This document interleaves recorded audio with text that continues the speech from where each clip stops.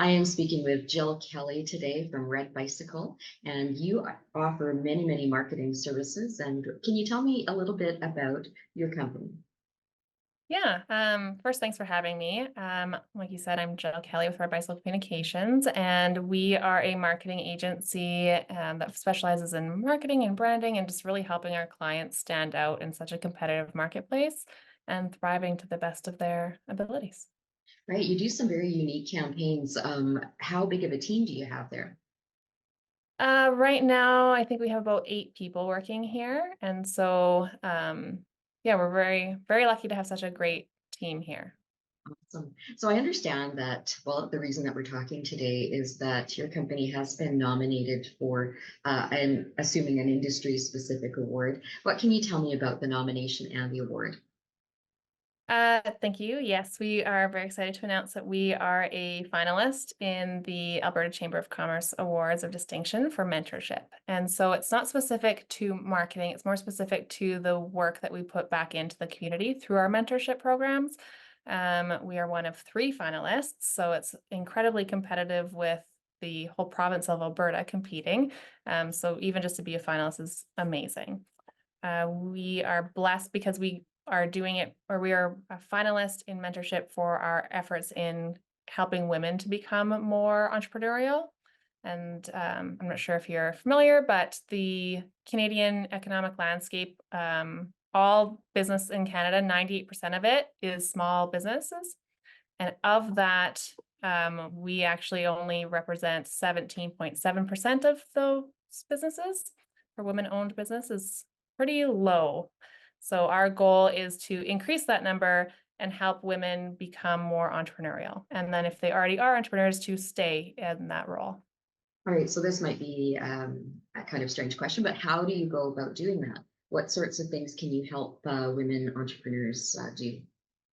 One of the big reasons that women don't enter into the business owner game of it, there's lots of women who are in business, but not at that level, is there's a couple different restraints that women face. And a lot of it is more internalized doubt, not a lot of connections or mentorships, and a lack of access to knowledge or resources that they'll need to be successful. And so we are actually putting on an event on June 4th called Women in Business. And so it is going to be awesome. We have a lot of women coming together from the community who are helping out with it. We've got 3 mini presentations about getting started in business, ethos of support and like the different connections that exist, not just through our networking, which is a part of it, but also through the government agencies and how to properly utilize those. And stress management. Running a business is stressful, as many know.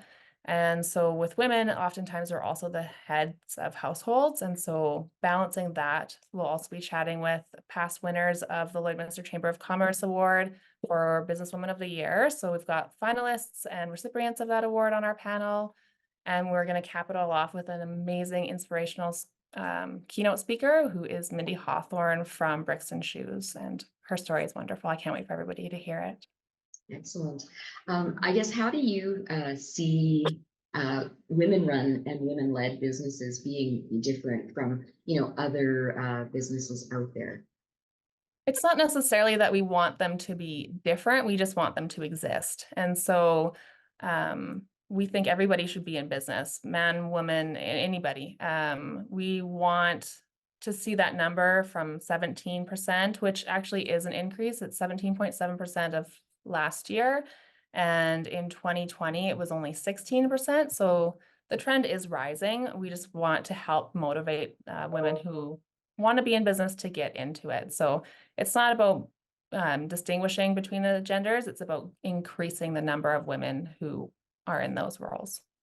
And you touched on it a little bit in your previous answer, just with regard to all of the roles that women in business, have to address and have to do. And how hard is that juggling act for women? Well, as a woman-owned business for Red Bicycle, and as a mother of 2, it is incredibly difficult. I'm very happy to have such a wonderful partner at home who helps out around the house a lot. And I think that's becoming more of the standard for people is that you have an equal partner So that's really great. Not everybody has that opportunity or has the same home life. And so we can't help that area, but we can help you with the ethos of support and the networking and the mentorship. And it just proved, like, studies have shown that mentorship and connection is really important and vital to any business. And so I know for myself, particularly, there's been lots of business owners on both sides of the gender spectrum who have helped me get to where I am today. So I really feel like it's a good thing to help give back to budding entrepreneurs or even people who are already existing in business and learning from each other and helping each other rise. Because, I mean, running a business can be kind of isolating, and this is supposed to help break out people from that isolation and help encourage them. All right, so Jill, it sounds like it's going to be a very exciting time when you do head to the awards. When and where do they happen? Yes, it will be very exciting. The awards take place in Edmonton on June 20th, and we are very much looking forward to attending that event.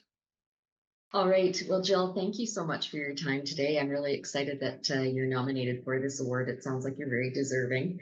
And Oh, thank you. yeah, good luck. Thank you so much.